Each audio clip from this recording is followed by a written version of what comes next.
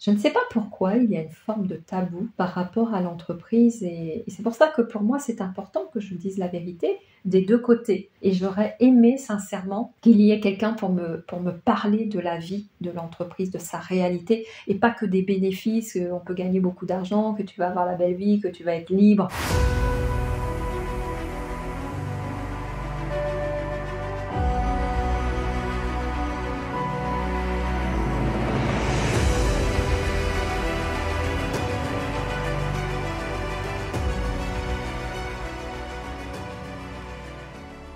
Je parlerai d'abord des conseils, les conseils que j'aurais aimé avoir en tant qu'entrepreneur débutant. Qu'on me dise pas que c'est facile, tu montes, tu as un produit, une vente, voilà, tu te lances quoi, vas-y lance-toi, ça va aller. J'aurais aimé qu'on me dise que c'est pas de la tarte, que c'est dur. J'aurais aimé avoir ce conseil-là et je suis issue d'une famille d'entrepreneurs, mais mon frère aîné me disait: «Mais vas-y, ça va aller, il est expert comptable, on a plusieurs entreprises dans la famille». J'ai des grands-parents qui ont été industriels, donc ça paraissait naturel, normal, quand on est gamin, ça nous entoure en fait et on se dit: «Bah ouais, bon, on vit dedans, on se pose pas plus de questions». Mais quand on y est en fait, quand on est au seuil de la porte et qu'il faut se lancer, qu'on se lance et que là, on commence à déchanter parce que ça demande une telle attention, un tel engagement, et puis la fatigue, les moments de découragement, les choses qui se mettent pas comme on veut, les impôts à payer, les cotisations sociales à payer et tout ce qui vient dans la tête à se questionner: «Mais pourquoi je fais ça? Est-ce que j'accepte de travailler pour payer les impôts? Ou est-ce que ou à partir d'où je pars? De quel angle? Qu'est-ce qui fait que je suis là aujourd'hui et que j'ai cette place?» Et j'aurais aimé sincèrement qu'il y ait quelqu'un pour me parler de la vie de l'entreprise, de sa réalité et pas que des bénéfices, on peut gagner beaucoup d'argent, que tu vas avoir la belle vie, que tu vas être libre. Non, non, non, non, non, c'est pas ça du tout. J'aurais aimé qu'on me dise la vérité en fait sur la vie d'entrepreneur.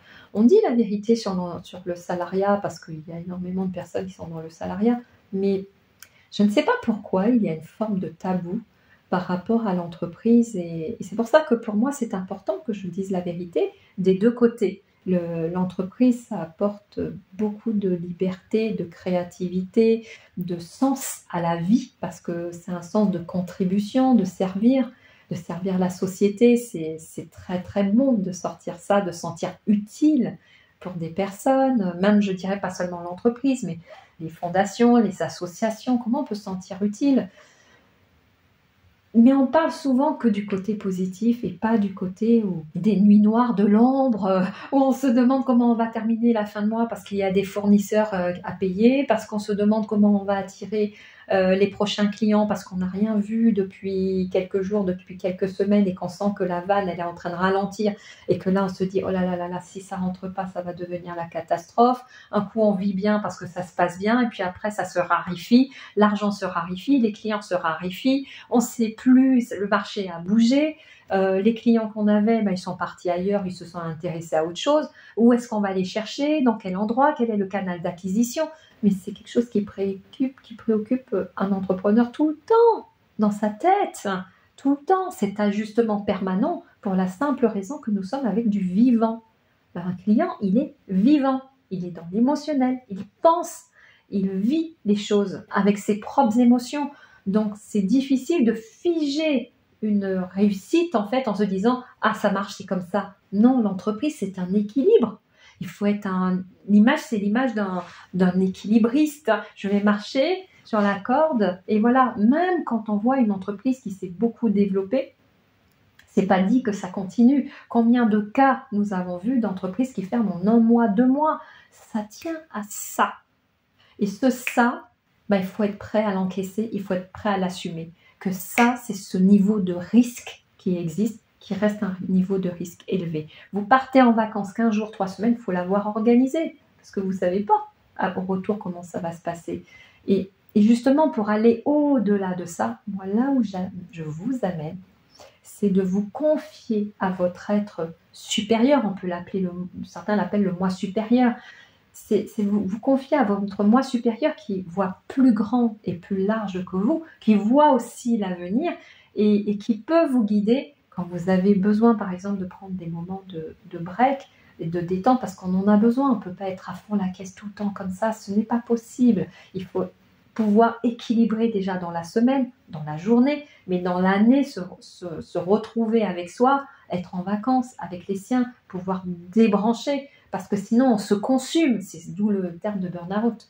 Donc on a besoin de ces moments-là, et pour ça, ça demande d'avoir un niveau de confiance et de foi intense, de foi profonde, que même en mon absence, les choses vont bien tourner, que le relais des collaborateurs va se faire et qu'il va bien se faire, et qu'on ne va pas assister à une diminution de l'activité, mais que ça va être soit pareil ou soit ça va augmenter.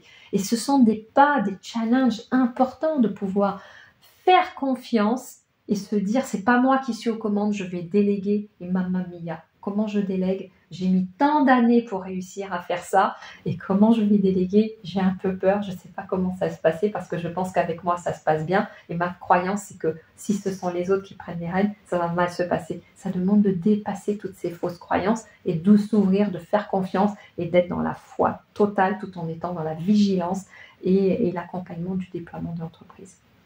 Voilà, donc moi, ce sont tous ces conseils-là que j'aurais aimé avoir, et aussi de la ressource qu'on m'explique comment ça se passe en fait dans une véritable entreprise.